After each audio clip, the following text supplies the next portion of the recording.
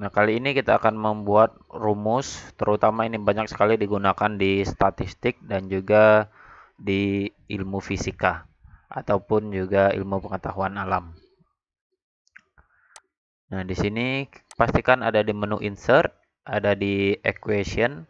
Kalau kita mau membuat ulang, langsung klik saja di equation. Tapi kalau ada beberapa rumus yang umum sering digunakan, tinggal diklik tanda panah ke bawahnya. Nah, di sini ada beberapa yang sering digunakan atau yang biasa digunakan. Nah, kalau mau membuat ulang, membuat baru, silakan diklik insert new equation. Nah, sekarang kalau kita buat dari awal, kita klik insert new equation dan di sini ada bentuk-bentuknya. Kalau ini per ya, per ini bisa kita ketahui kalau per ini bentuknya beda-beda, ada yang pakai garis miring, ada yang pakai garis seperti ini dan lain sebagainya. Nah, ini bisa kita buat. Pertama kita klik tanda panahnya. Nah, di sini kita bisa lihat pernya misalkan setengah ya, 0,5 berarti 1/2 atau bentuknya miring menggunakan garis miring atau bentuknya seperti ini. Nah, ataupun simbol-simbol lainnya.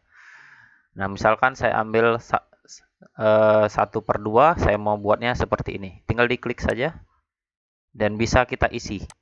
Ya, ini saya perbesar. Nah, di sini bisa kita isi, bisa diklik, klik angka 1 dan di sini tekan tombol angka 2. Jadilah setengah.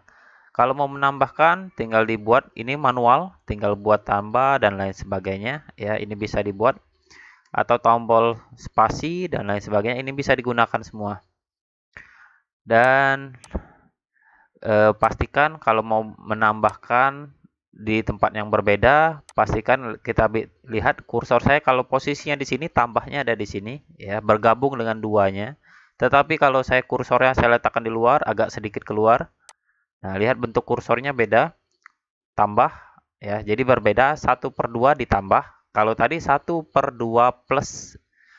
Nah, kalau mau ditambahkan dengan rumus yang lain, misalkan integral, diklik integralnya dan integralnya juga bentuknya berbeda-beda.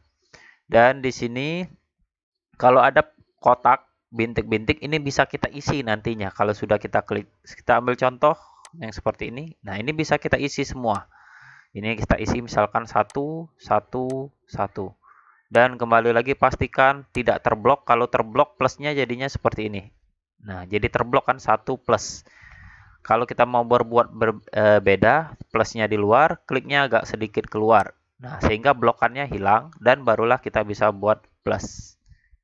Dan masih banyak bentuk fungsi-fungsi yang lain. Ini kalau bentuk pangkat dan bentuk pangkat ini bisa beda-beda tergantung dengan apa yang sedang kita buat. Ini akar kuadrat, mau akar kuadrat berapa, dan ini ada akar kuadrat 2, akar kuadrat 3, dan kalau mau kita isi sendiri bisa klik yang ini. Karena di sini ada garis putus-putus bentuk petak, itu artinya tadi bisa kita isi. Ataupun juga rumus yang sudah jadi, ya.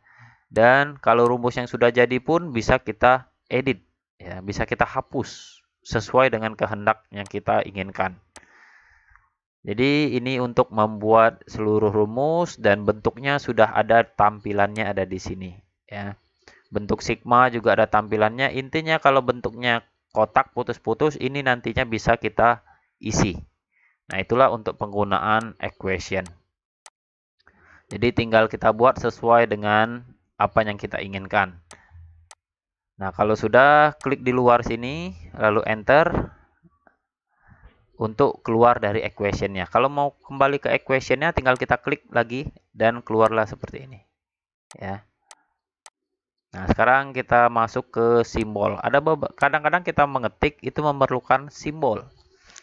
Nah, caranya insert, di sini ada simbol.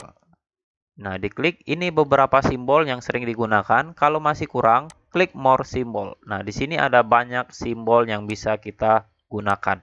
Ya. Kalau kita sudah menemukan simbol yang kita butuhkan, misalkan lambang ini, tinggal kita klik insert dan keluarlah simbolnya. Dan masih banyak simbol-simbol yang lain yang bisa kalian ubah.